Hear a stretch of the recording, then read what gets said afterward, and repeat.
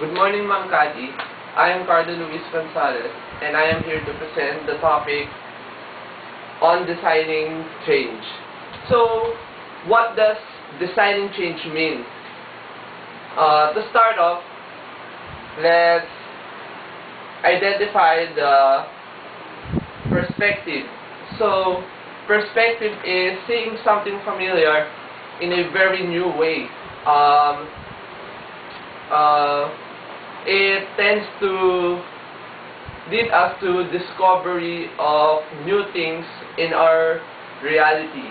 So, we risk losing perspective when we focus too narrowly and too exclusively on things.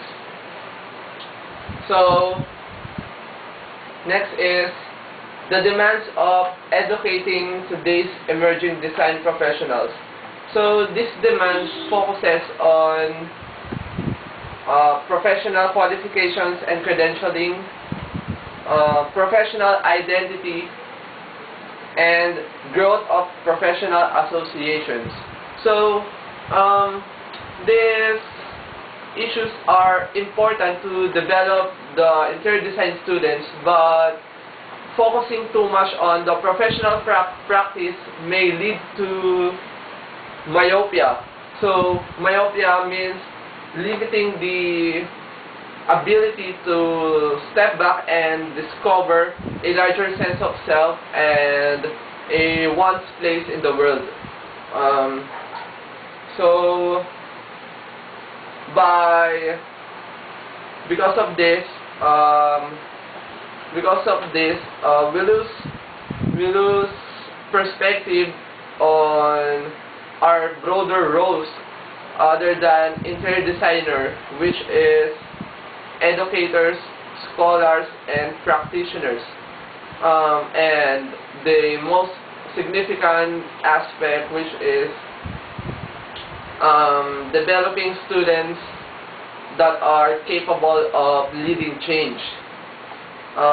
So, because of this, it is time to change our focus to a more broader way from designing the material world to designing change. So next is the review of literature. So we designers have a unique way of thinking, like inherently generative, proactive, and focus on new possibilities for the future. This unique way of thinking of ours is in contrast to the other types of thinking like numeracy and literacy. So next is, according to De Bono, we designers are skilled, which he refers to as operacy. Operacy is the ability to construct, create, and to do as opposed to the other traits of thinking.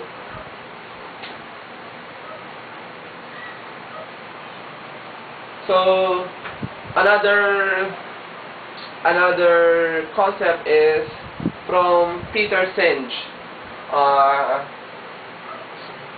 His concept is the leader as designer, which was written to his 1990 book, The Fifth Discipline. This concept of Peter Senge was universally embraced by the business community. So, because of this, the business community combined the design thinking process to their organization. So, examples of the leaders that have done this, which were Roger Martin, which was Toronto's Business School Dean, George Campbell, Stanford's Design School Director, and Daniel Pink, which is the Business and Technology author. So these leaders embrace the holistic and integrative thinking process of designers, which they use to their organizations. So next is methodology. So in the methodology, from leader as designer to designer as leader. So what does this possibly mean, from leader as designer to designer as leader? So we gather some insights from different entrepreneurs and leaders regarding their definition of design. So to start off, according to Rob Ehrlichman, founder and CEO of Sunlight Electric, design is everything we do. It's the organization that we design to be able to provide services. Next is from Trish Carter, co-founder and CEO of Dancing Deer Baking Company. Design for me is the process to be happy visually and functionally. Last one is, according to Brady Wilcox, designer director of Doc Doc New York City, design is experiential. You can have a beautiful thing, but if your experience with it is not functional and it doesn't make you love it, then is it really a good design?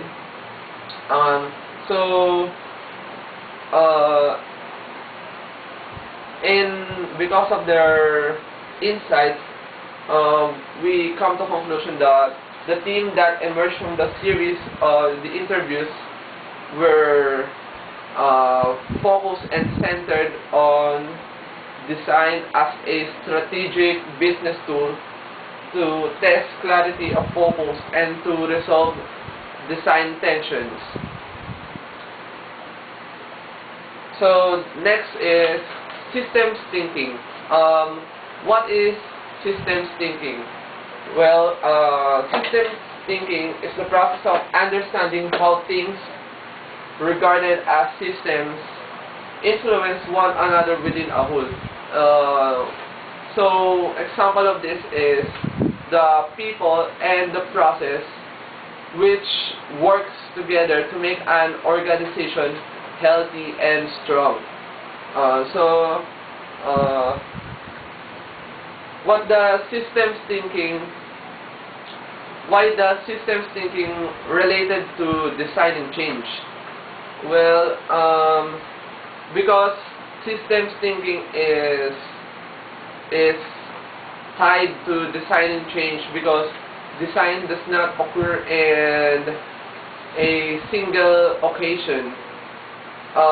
Design takes place in different kinds of systems like behavioral systems, social systems, physical systems, and natural systems. So, in conclusion, our design graduates need to see design from a systems viewpoint and have the confidence to realize that through the practice of interior design, they can be the leaders that can contribute to a very meaningful social change. So how the designers can contribute to meaningful social change? To do that, they need the perspective of design, leadership, and process of change. With these three types of perspective, our design graduates can be the designers as leaders of designing change instead of just designing the material world. So to end my presentation, I just want to read a inspirational quote from Amy Domini, the founder and CEO of Domini Social Investments. According to her, if you can create the kind of design that can outlive a person, that can become something from which a decision tree can evolve, then you will have a design-based vision that can carry on. So that ends my presentation. Thank you for listening. Have a nice day.